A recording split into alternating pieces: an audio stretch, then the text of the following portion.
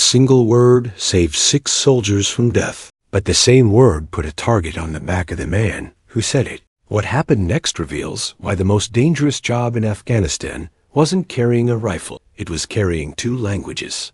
And why, for interpreters like Kabir Mohammed, survival was a countdown with no clear end. But before we continue, make sure to subscribe and let me know in the comments where you're watching from. August 2014, Helmand Province. The heat didn't just burn, it erased thought, turned air into liquid weight, made every breath feel borrowed. Kabir Mohammed sat wedged in the lead vehicle between Captain Riley and the driver, part of a 3-truck convoy crawling along a road that had seen more blood than rain in the last decade. The mountains loomed on both sides, silent witnesses to a war that never seemed to end. Kabir wasn't watching the mountains. He was watching the dust near an old drainage culvert 50 meters ahead, and something about it felt wrong in a way he couldn't immediately name. After 18 months working with this special forces team, he'd learned to trust those nameless feelings because they usually meant someone was trying to kill them. "Captain," he said quietly, "that drain pipe ahead. The dust around it doesn't look natural." Riley kept his eyes on the road, his jaw tight with the constant tension of leading men through terrain where death hid in plain sight. "Explain." "It's too smooth on one side, like someone swept it clean and then tried to make it look undisturbed again. And there's something else." Kabir leaned forward, squinting through the scratched ballistic glass. "I can see a wire. Very thin, purple-colored, barely visible in the dirt near the opening." Rayleigh's entire posture changed. Purple wire wasn't standard issue for insurgents. The usual explosives in this region used orange or faded green components, scavenged from old Soviet munitions. Purple meant someone had taken time to build something custom, something designed to evade detection, which also meant they'd invested serious effort into this particular stretch of road. "Convoy halt," Riley ordered into his radio, then turned to the medic in the vehicle behind them. "Doc, I need you to dismount and give me a close visual on that culvert." Slow and careful, Staff Sergeant Keller, universally known as Doc, emerged into the suffocating heat, carrying enough medical gear to save lives and enough armor to ensure he might need saving himself. He approached the drainage pipe with the practiced caution of a man who understood that in Afghanistan, the ground itself could betray you without warning. 30 seconds of silence stretched into what felt like 30 minutes, the only sound the idling engines and the wind carrying dust across ancient stone. Then a boy appeared from nowhere, running full speed down the embankment, barefoot and frantic, arms waving wildly as he screamed toward the convoy. He couldn't have been older than 12, his voice cracking with genuine terror as he pointed desperately at the culvert where Doc was now crouching. "Masho, Masho." The boy's voice carried across the dead air between them. "Translation now," Riley demanded, already reaching for his rifle. Kabir felt his mouth go dry, his heart hammering against his ribs. "He's saying don't go, don't go. He's warning us. He says there's bad death there."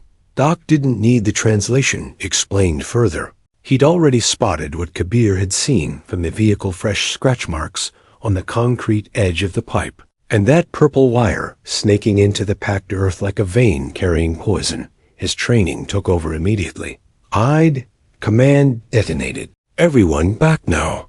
The trucks reversed hard, tires screaming against gravel, throwing up massive clouds of dust that obscured everything. By the time they'd retreated 200 meters and established a safe perimeter, the boy had vanished as suddenly as he'd appeared, melting back into the landscape like he'd never existed at all. It took the explosive ordnance disposal team nearly an hour to reach them and confirm what Kabir's instinct had already told him. 15 pounds of homemade explosives, packed carefully into the drainage tunnel, wired for command detonation with a backup pressure plate in case the primary trigger failed. Someone with binoculars and a trigger device had been watching from the high ground, waiting patiently for the perfect moment to turn that culvert into a kill zone. 6 men should have died there that afternoon, their bodies shredded by shrapnel and concussive force before they even understood what was happening.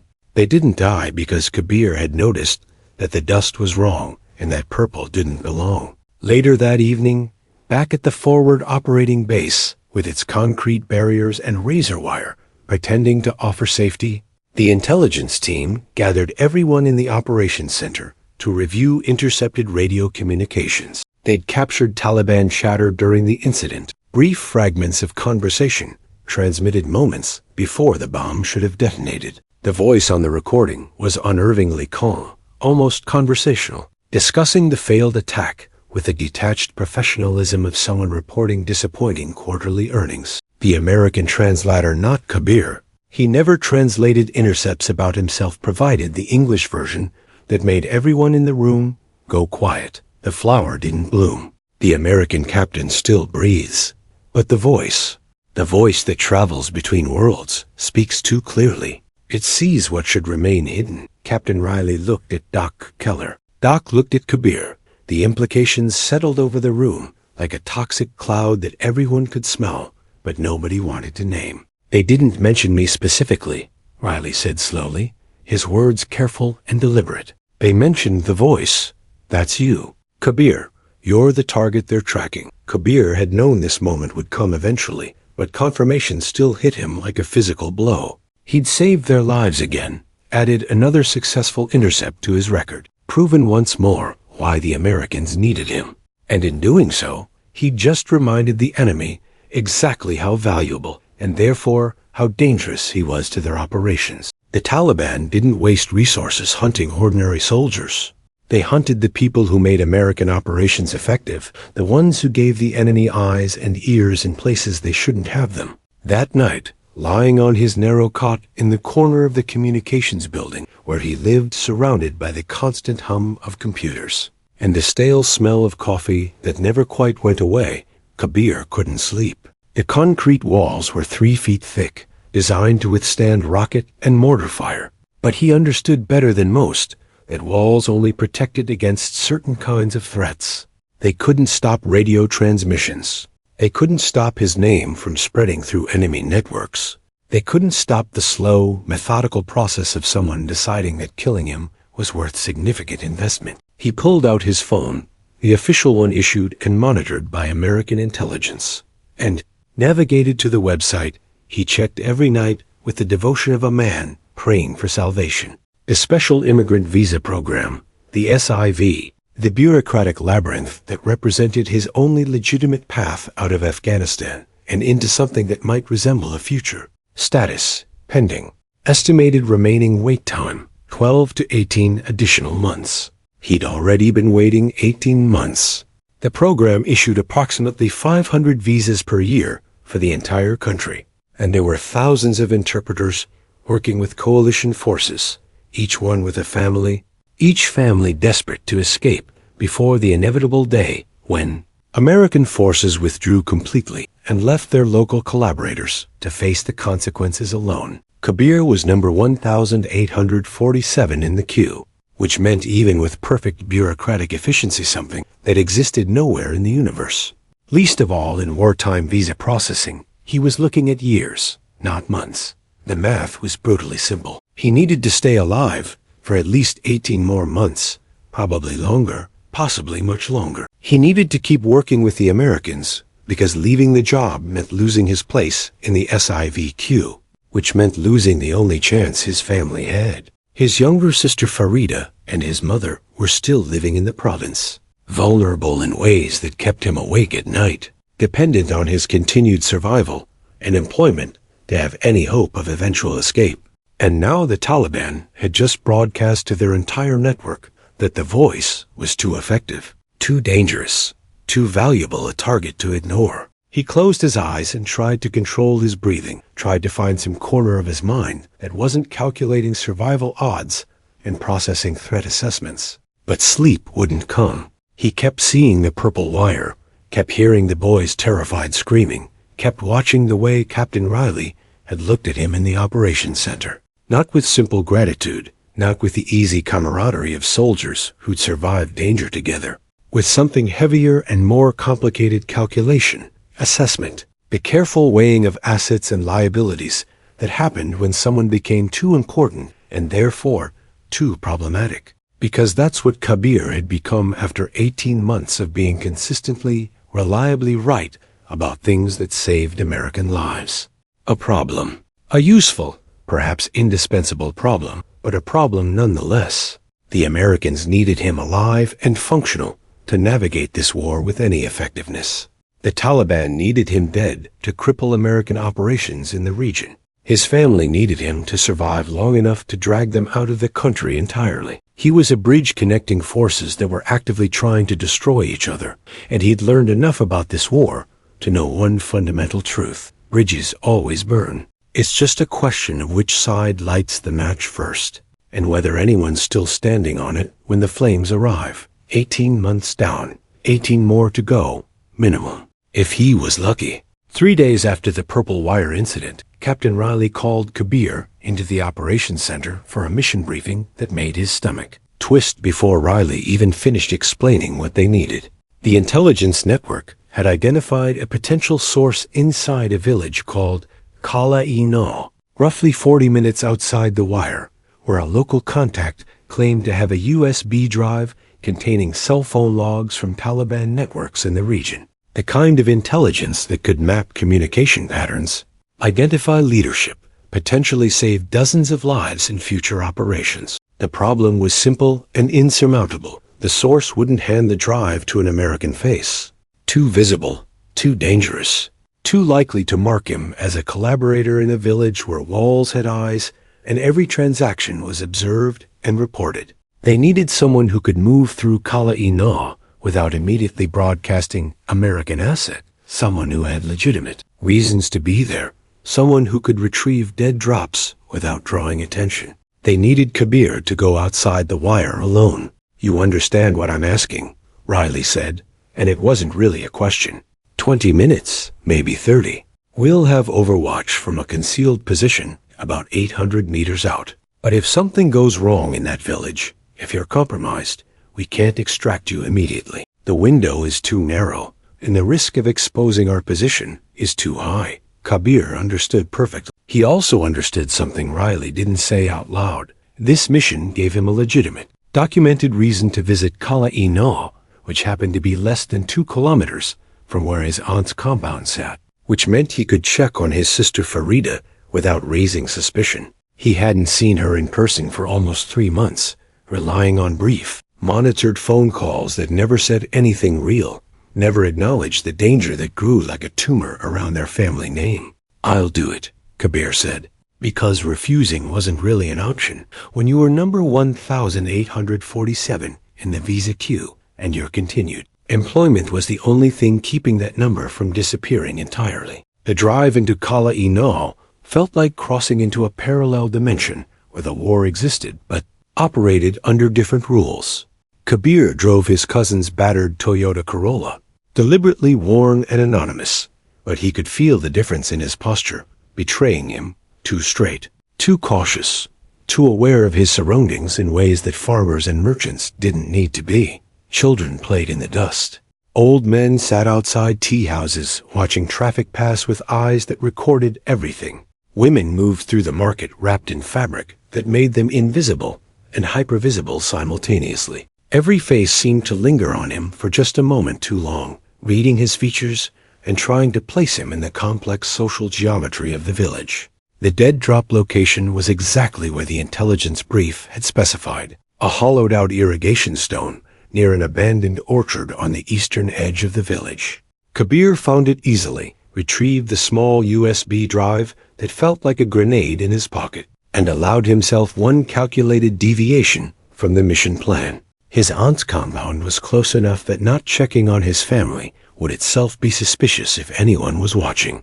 So he drove there, parked outside the mud brick walls, and waited for Farida to peek through the gate when she heard the car engine. She appeared within seconds, her face splitting into a smile that made Kabir's chest ache with how much he missed normal human connection, untainted by constant threat assessment. They didn't speak long, couldn't speak long without drawing attention. Just a few quick exchanges about family health and weather and other safe subjects that communicated nothing important. Farida looked thinner than he remembered, or maybe he was just projecting his own fear onto her face.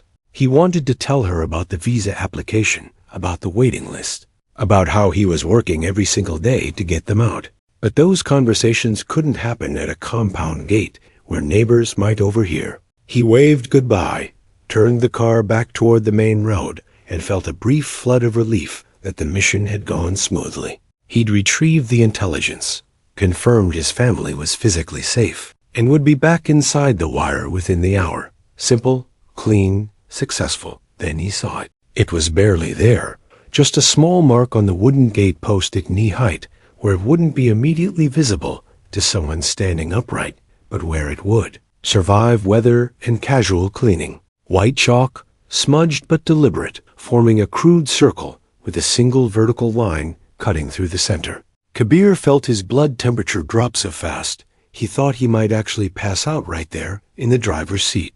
The symbol was old, traditionally used by criminal networks to mark contested territory or claimed property. But in the last few years, the Taliban had adopted it for a specific purpose, identifying high-value targets and their associated locations. It meant someone had been here, had marked this specific gate, had designated this compound as belonging to their operational interest. Zahir's network, because it had to be Zahir's network. The regional Taliban commander, whose name kept appearing in intelligence briefs, wasn't just watching. Kabir, they'd marked his family's home like a hunter marking a trail. He drove back to the base in a fog of escalating panic, the USB drive feeling less like valuable intelligence and more like evidence of his own complicity in drawing target markers onto the people he loved most.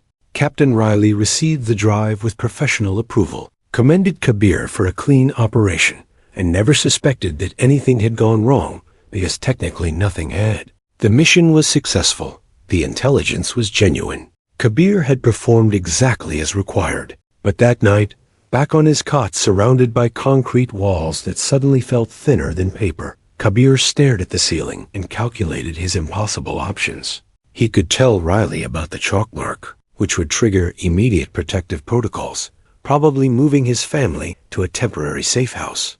Definitely raising red flags about Kabir being a compromised asset under duress. That would halt his sieve application immediately, mark him as a security liability, potentially get him rotated out of the region entirely. And once American protection was withdrawn, once he was out of position to maintain his usefulness, Zahir's network would move on his family without hesitation. Or he could say nothing, handle it himself somehow, buy time, keep working, keep his position secure, keep his place in the visa queue active, bet everything on the hope that he could navigate this tightening trap long enough for bureaucratic processing to finally spit out the papers that might save them all. The chalk mark meant Zahir wasn't waiting for an opportunity to kill him. Zahir was signaling ownership, demonstrating reach, preparing to leverage Kabir's only real vulnerability. The bridge wasn't just burning anymore. Someone had poured accelerant on both ends and was standing there holding matches,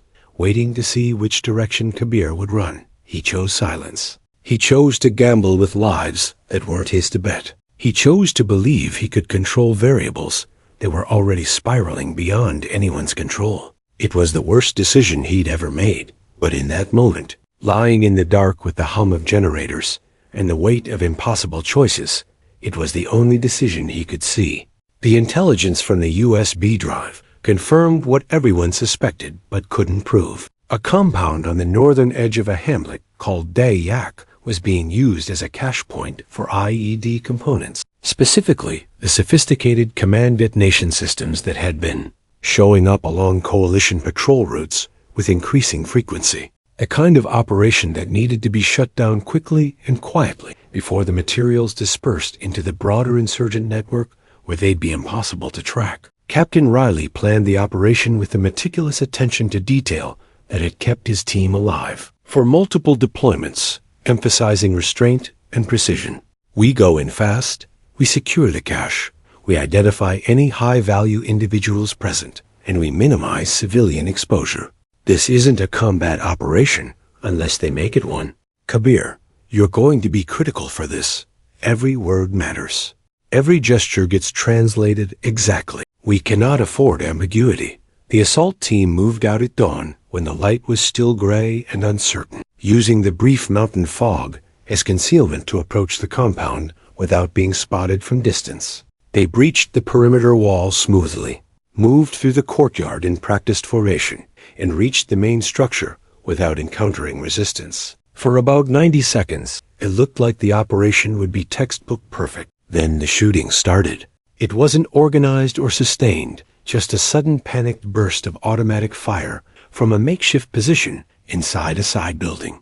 The kind of desperate resistance from someone who woke up to find armed men in their courtyard and reacted with pure terrified instinct. The team suppressed the position immediately, returning fire with controlled precision that punched holes in mud brick, but avoided the catastrophic escalation of just pouring rounds into the structure blindly. In the chaos of shouting and gunfire and adrenaline-soaked confusion, a man burst from a different outbuilding entirely, running across the open courtyard in a stumbling sprint that looked drunk with terror. He was elderly, clearly unarmed, his hands empty and visible, screaming something in Pashto that got lost in the noise of boots and weapons and barked commands.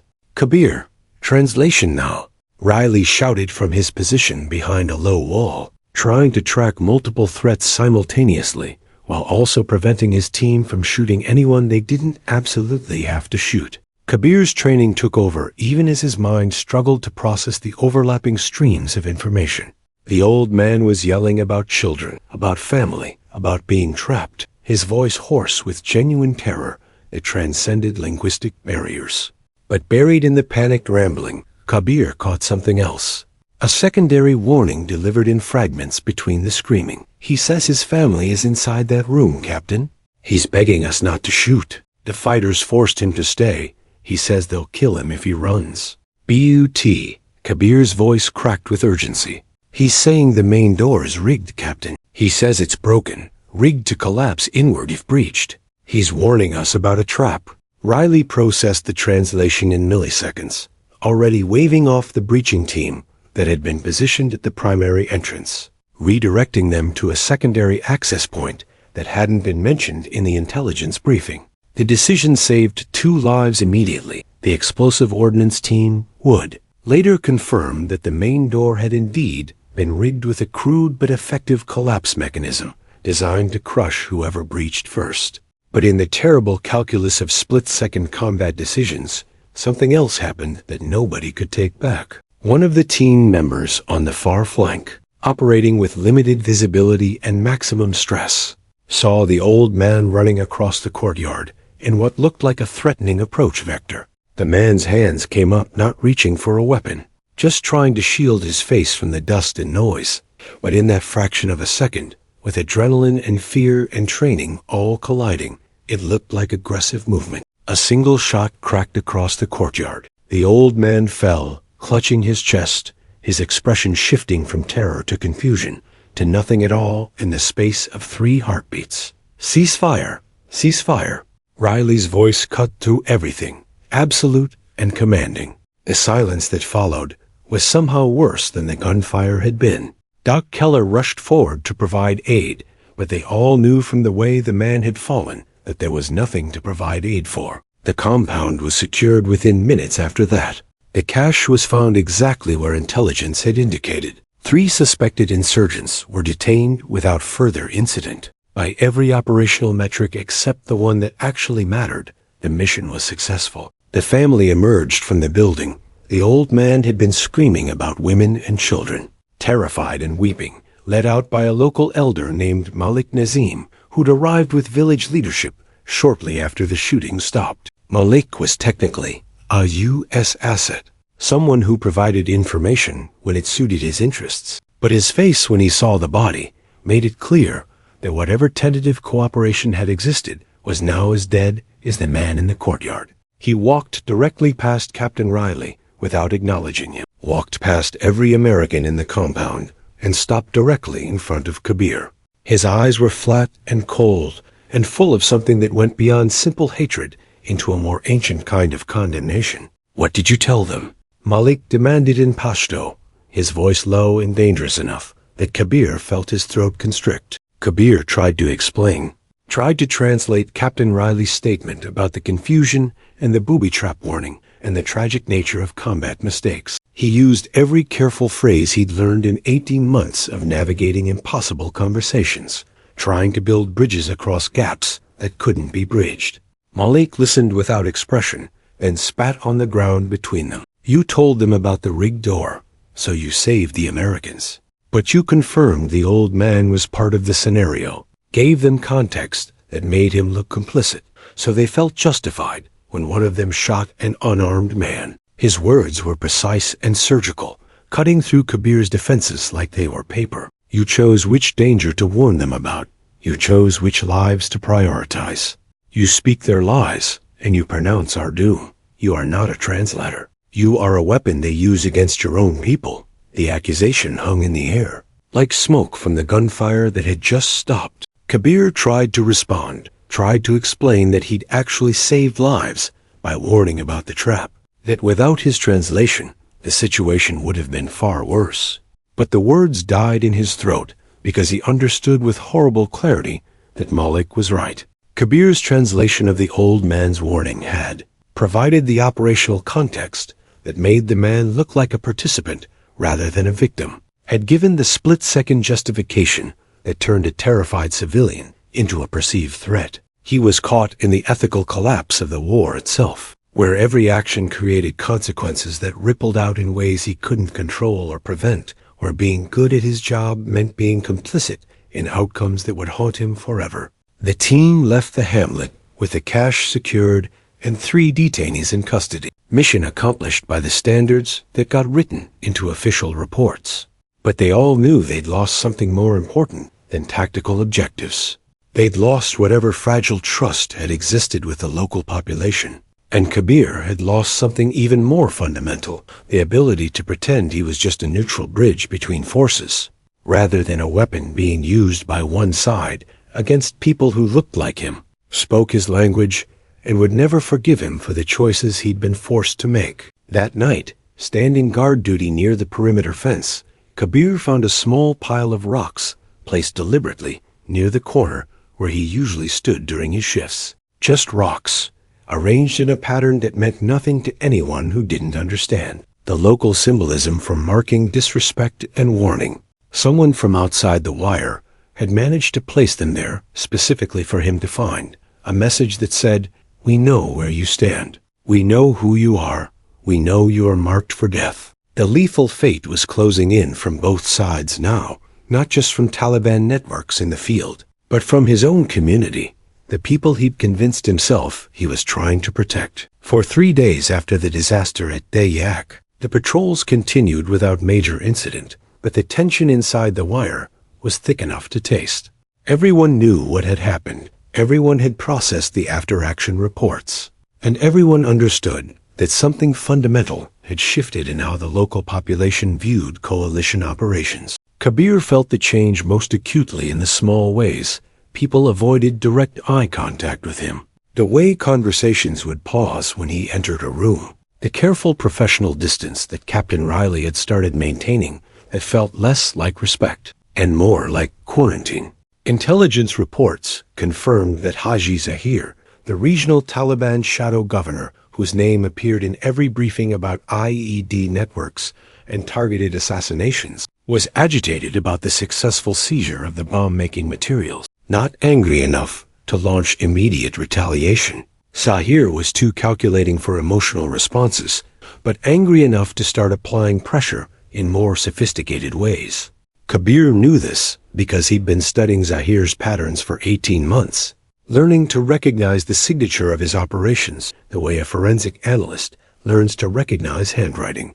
Zahir didn't waste resources on low-probability attacks. He invested in psychological warfare, in leverage, in finding the pressure points that would force opponents to make mistakes without him having to risk valuable fighters or equipment. Which is why Kabir wasn't completely surprised when his burner phone vibrated late one afternoon while he was sitting in the communication shack pretending to focus on routine translation work. The burner phone was a necessary evil, a cheap device he'd purchased through third parties for communicating with family members on matters too sensitive or personal for the monitored official channels. The Americans knew it existed. They weren't naive about their interpreters, needing some private communication capacity, but they also understood that excessive monitoring would destroy the minimal trust that made the working relationship functional. So the phone existed in a gray zone of mutual understanding, useful enough to tolerate and dangerous enough to fear. The message was from an unknown number, routed through encryption protocols, sophisticated enough to make tracing difficult, but not sophisticated enough to be completely anonymous. Someone wanted him to see this, but also wanted him to know they had resources and capability. Kabir's hands were already shaking before he opened the attachment. The photograph loaded slowly, pixel by pixel, building an image that turned his blood to ice water. His sister Farida, standing at a vegetable stall in the main market outside Kalainol, looking down at produce in her hands, completely unaware that someone was photographing her from close range with a camera good enough to capture the specific pattern of her headscarf and the exact location of the background stalls. The resolution was sharp enough that Kabir could see individual threads in the fabric she wore, could identify the specific vendor behind her, could calculate almost exactly what time of day the photo had been taken, based on the angle of shadows on the ground. The message text was brief, written in an archaic Pashto dialect that only educated speakers would recognize. The kind of linguistic flourish that demonstrated sophistication and cultural authority. The bridge burns from both ends, and the river beneath runs black with ash. When poisoned water is all that remains, who will drink to survive? We have marked the stone you guard most carefully. We await your decision about which banks you will defend. Kabir didn't need to translate the poetry into plainer language. The meaning was devastatingly clear. Cooperate, or Farida dies.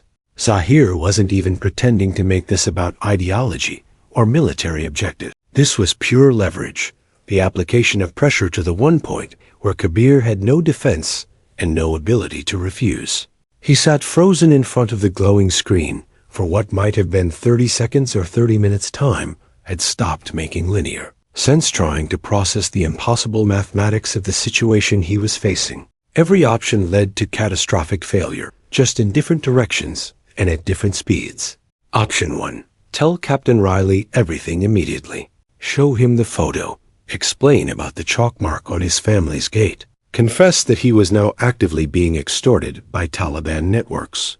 Riley would respond exactly according to protocol. He'd secure the family, probably move them to a temporary safe location or into the base itself for protective custody. He'd also immediately mark Kabir as a compromised asset operating under duress, which would halt the Civ application process completely, trigger a security investigation, and almost certainly result in Kabir being rotated out of the region within days. And once he was gone, once American protection was withdrawn, once his usefulness as an interpreter ended, Zahir's network would move on his family without hesitation. The Taliban had long memories and infinite patience for revenge. Option 2. Refuse to cooperate. Ignore the threat. Hope that Zahir was bluffing or that American security was strong enough to protect his family through sheer proximity to coalition operations. This option was functionally identical to suicide. Zahir didn't bluff. The photo proved he had people close enough to Farida to kill her whenever he decided the time was right. Refusal meant watching his sister die and knowing he could have prevented it. Option 3, the option that was already forming in his mind, like a tumor growing in real time, was to cooperate minimally, provide small pieces of verifiable but ultimately harmless information that would satisfy Zahir's demand for betrayal while maintaining his position as an indispensable linguist. Walk the razor edge between useful asset and active traitor, buying time to find a way out, gambling that he could control the flow of intelligence precisely enough to keep everyone alive until the visa paperwork finally processed and he could evacuate his family legally. It was the worst option except for all the other options that were more immediately fatal. Kabir's hands moved almost independently of his conscious decision-making, typing a response in the same archaic dialect, acknowledging the threat without quite accepting the terms. The current is known even when the water runs dark. Tell me what specific stones require protection. and the bridge will provide what support the structure allows. The response came within minutes, confirming that Zahir, or whoever was managing this operation, had been waiting actively for his reply. The demands were specific, but not immediately catastrophic. Information about the next major operation outside the wire. Not full operational plans. Not real-time intelligence that would get Americans killed. Just enough advance warning for Zahir to position his own people safely and to set conditions for embarrassing coalition. Forces with a well-timed ambush that focused more on disruption than body count. Zahir wasn't trying to massacre the team. He was trying to demonstrate that he could predict and counter American operations, trying to undermine the psychological advantage that came from seeming omniscient and unstoppable. And he was willing to bet that Kabir valued his sister's life enough to provide exactly the limited cooperation required. He was right. Kabir deleted the messages, cleared the phone's cache with the practiced efficiency of someone who understood surveillance, and sat in the humming darkness of the communication shack feeling like he'd just stepped off a cliff into free fall with no idea when or how he'd hit the ground. The bridge wasn't just burning anymore. He was actively pouring fuel on the supports, convincing himself that a controlled burn was better than catastrophic collapse, ignoring the obvious truth that fire doesn't care about intentions and structures don't survive compromise. 18 months of faithful service. 18 months of saving American lives. 18 months of building trust and proving reliability. All of it was about to burn, because the only thing he valued more than his integrity was his sister's life. And Zahir had correctly identified that as the pressure point where the entire structure would fail. Living two lives inside the same body was destroying Kabir from the inside out. Every morning he put on the mask of the trusted interpreter while calculating what information he could leak to Zahir without causing catastrophic casualties while still keeping his sister alive. The next major operation was scheduled for 3 days out, a targeted raid near Tangi, where new Taliban communication equipment had been detected. Captain Riley planned to use Route Viper, a concealed secondary path that provided terrain advantage and kept them below sightlines from the eastern hills. During the briefing, Riley asked Kabir to contact Malik for local intelligence about road conditions. This was the opportunity Kabir had been dreading and preparing for simultaneously. He made the call. Malik's response was brief. The main road is clear. Often watched, but passable.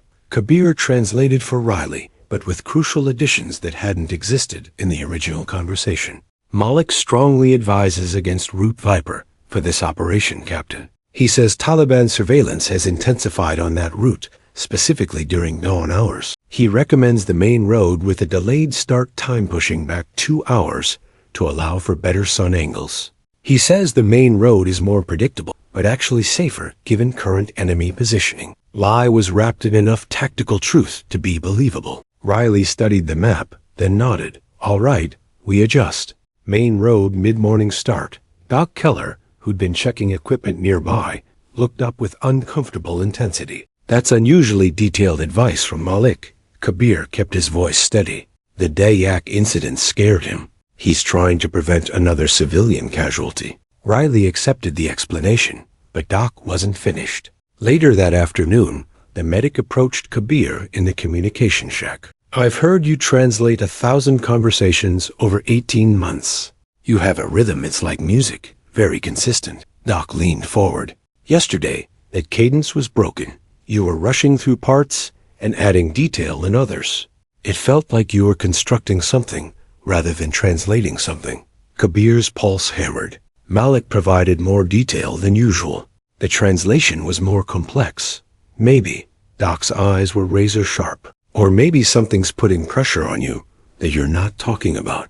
Maybe the Taliban network is threatening your family. It was an opening to confess everything. For a moment, Kabir considered it. Then he imagined his SIV terminated, imagined being rotated out, imagined Zahir moving on Farida the moment protection was withdrawn. My family is safe, Doc. I'm managing. Doc held his gaze, then nodded without indicating whether he believed it. If that changes, we have resources. We take care of our people. After Doc left, Kabir sent the manipulated intelligence to Zahir, main road, mid-morning, delayed by 2 hours. Zahir's response was brief. The bridge provides adequate support. The stone remains protected. Kabir deleted everything and tried to convince himself it was controlled, minimal, temporary. Nobody would get killed. He could navigate this until the visa processed. He was wrong about all of it. The operation launched under clear skies with Kabir sitting between Riley and the driver, feeling like his ribs were being crushed by invisible weight. He knew what was coming, but not the specifics. Trapped in the unique horror of having caused something terrible without knowing exactly how terrible it would be. The convoy made it 2 kilometers past where Route Viper diverged before the IED detonated beneath their lead vehicle. The explosion lifted the entire front end off the ground. Kabir slammed forward against restraints, hard enough to knock the air from his lungs, ears ringing violent. Then machine gun fire erupted from elevated positions on both sides, not aimed at personnel, aimed at communications equipment, methodically destroying their ability to call for support. This wasn't a standard ambush. Zahir had designed this to cripple their response capability, to demonstrate he could predict their operations with humiliating precision. And Kabir had given him the information to make it possible. The team fought back with superior training, slowly gaining fire superiority. Then RPG fire struck the second vehicle. Doc Keller, moving to help a wounded driver, was caught in the explosion. He went down hard, bleeding through his uniform. Doc's down. Doc is down. Riley called for helicopter evacuation. The response was devastating. Negative on immediate dust-off. Area remains hot. Cannot risk aircraft. Recommend ground evacuation. They fought desperately to break contact. Doc bleeding out in a kill zone with no extraction possible. This was never about mass casualties. It was about demonstrating control, about humiliating coalition forces, about trapping the interpreter who'd made it all possible. As they organized withdrawal, Riley intercepted Taliban communications. His limited Pashto caught the key words, and his face when he looked at Kabir was worse than anger. They're saying to hold the ridges and prevent extraction on the western route. They're saying the American can flee. The liar must remain. This entire ambush was designed to cut off your escape, Kabir. They want you trapped here? Multiple sets of eyes turned toward Kabir through the smoke. The realization spread through the team, like poison their interpreter had somehow predicted their route with enough precision to set a perfect trap. Someone had given Taliban that information. Riley didn't say anything else. He just turned away and focused on extraction. His movements mechanical, but completely devoid of the partnership that had defined 18 months of working together. The extraction took 4 hours of grinding movement. Doc survived barely, but his injuries were severe enough to end his combat deployment permanently. By the time they reached base, everyone understood something had fundamentally broken. Their interpreter had compromised the mission, and men had paid the price in blood. When Riley finally summoned Kabir to the operations center after midnight, the interpreter walked there with numb resignation. Every possible outcome from this point forward was catastrophic. Riley sat alone, looking exhausted.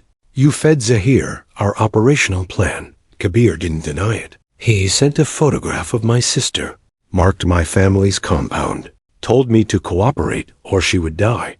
Doc Keller took shrapnel because you pushed us onto a route where Zahir prepared a perfect ambush. That's active betrayal. Riley's voice was perfectly controlled. I have to process you for immediate transfer and security investigation. Your Civ is dead. You'll face deportation to Kabul, where Zahir's network will. A gunshot interrupted him. Single crack, suppressed, coming from inside the wire.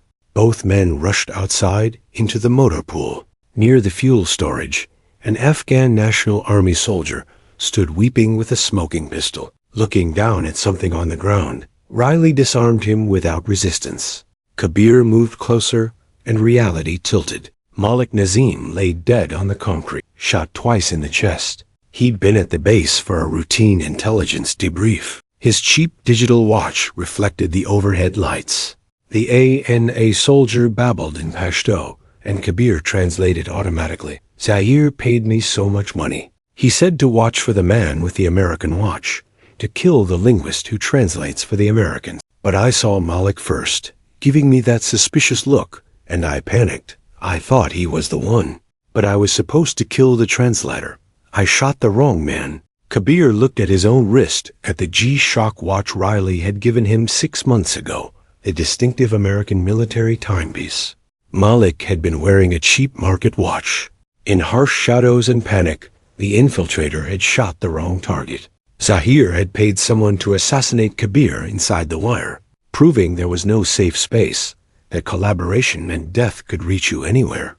The attempt failed only because of a wrong watch and a panicked mistake. Riley pulled Kabir aside through the chaos. I can't protect you anymore. You're compromised. You betrayed operational security. But, he paused, your sister Farida. I'm processing an emergency sieve for her right now, citing imminent documented threat. It won't save you. You're done here. But maybe I can get her out. Within a week, Kabir was removed from Afghanistan, processed as a catastrophically compromised asset whose presence endangered everyone. He was exiled to a refugee facility, alive but severed from everything, stripped of purpose and protection. Doc recovered, but never returned to combat. The team got a new interpreter who would never be trusted the way Kabir had been. And Farida, through paperwork Riley pushed with surprising speed, received her emergency visa and escaped to America 3 months later. The lethal fate of being an interpreter wasn't just bullets and bombs. It was the psychological destruction of being trapped between forces that would both use and destroy you, being forced to make impossible choices where every option led to betrayal. The wrong watch saved Kabir's life that night, but the lethal fate had been sealed the moment he accepted Zahir's terms, believing he could navigate a situation designed to destroy him from the start. Some bridges are built to burn, and some choices, made from love and desperation, lead exactly where you feared, into exile, disgrace, and the hollow victory of saving one life at the cost of everything else. And if you found this story impactful, please share your thoughts in the comments below.